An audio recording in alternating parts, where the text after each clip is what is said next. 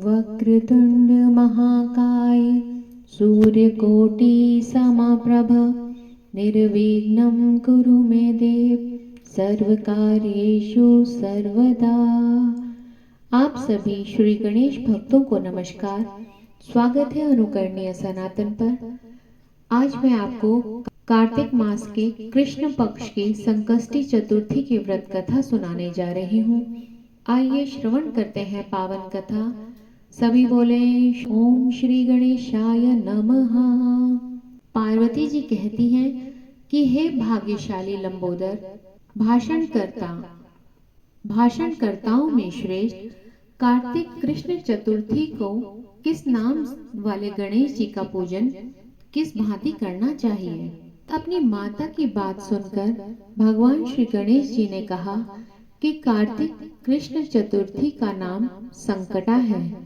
उस दिन पिंग नामक श्री गणेश जी का पूजन करना चाहिए।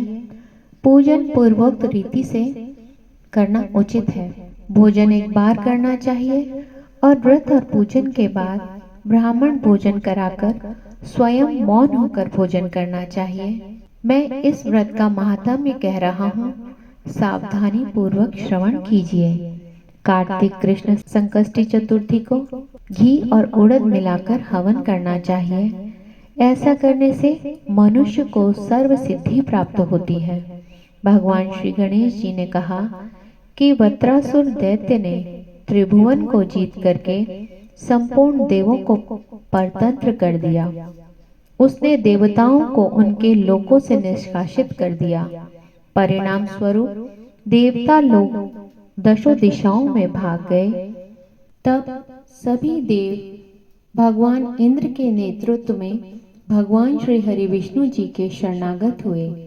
देवों की बात सुनकर भगवान श्री हरि विष्णु जी ने कहा कि समुद्री द्वीप में बसने के कारण वे दैत्य निरापद होकर उच्छल एवं बलशाली हो गए हैं।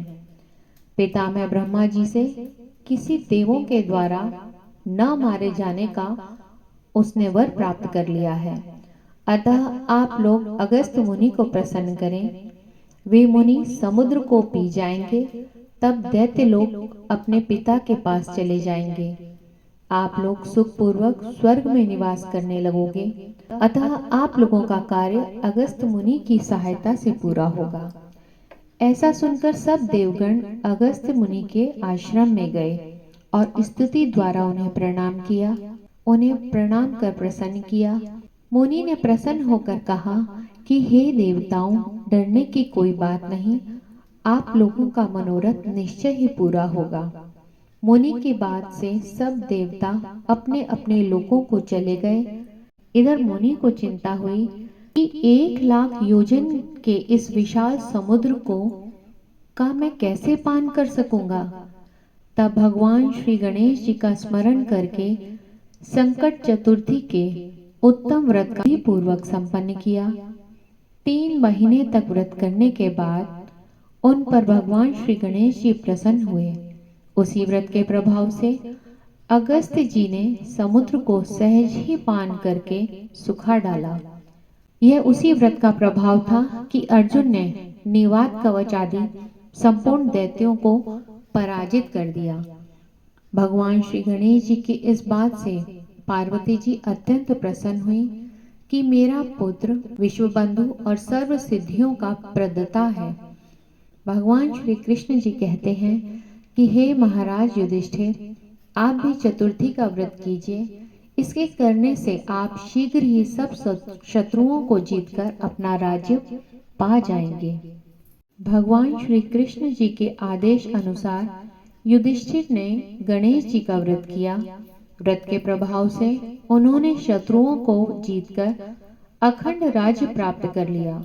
केवल कथा श्रवण करने से ही हजारों अश्वमेध और सैकड़ों वाजपेयी यज्ञ का फल प्राप्त होता है।